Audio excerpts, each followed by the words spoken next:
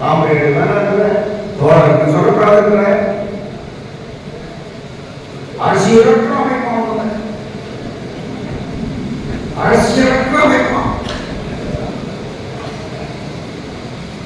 நீ அரசியலில் தலையீடு இல்லாவிட்டால் அரசியல் உன் தலைமையில் இருக்கணும் அப்படிங்கிறத நீ அடித்த போயிட்டா ஒண்ணுமே. இப்ப நீ வந்து அரசாங்கத்தோட கேட்கறாங்க, கேஸ் போடுறாங்க, அது என்ன ரெஸ்பாண்டன்ட் யாரு? கேஸ் போடுற போது எதிர் பண்ணுதான் யாரு? அரசு எதிர் பண்ணுறாங்க. அவசரம் போறாங்க, சிவபெருமான போடு, விஷ்ணு பகவான போடு, என்ன அவசரம் போற அரசு நீ போட்டீங்கன்னா அவனோட மோதலில் அது பேர் தான் அரசியல். கேட்கிறது நம்முடைய வர்க்க அரசியல், மறுபடி திமுகவின் முதலாளித்துவ அரசியல். அதை புரியும்.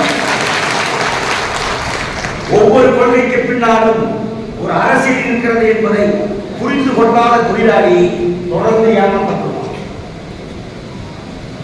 தொடர்ந்து ஏமாற்றப்படுவான். ஒவ்வொன்றுக்கு பின்னாடி ஒன்று இருக்குங்க. யார் என்ன சொன்னாலும் அப்படியே நம்பாதீங்க. நாங்க எல்லாம் நம்பாதீங்க. பின்னாடி ஏன் சொல்றோம் யோசிக்க.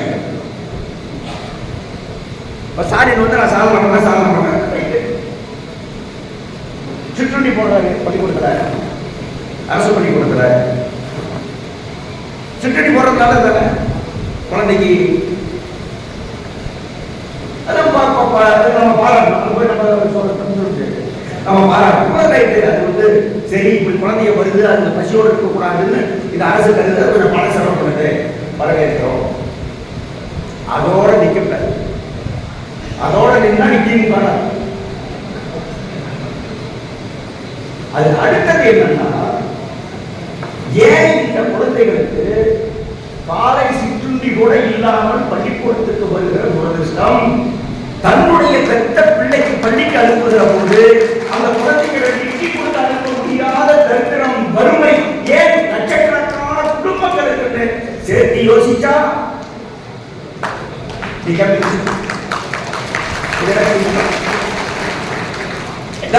சொன்னாரு. பசின்னு ஒருத்தன் வந்தா உங்கள்கிட்ட என்ன இருக்குதோ பசி அது நம்முடைய அடிப்படையான. அதோட நிற்காத, அடுத்து யோசி.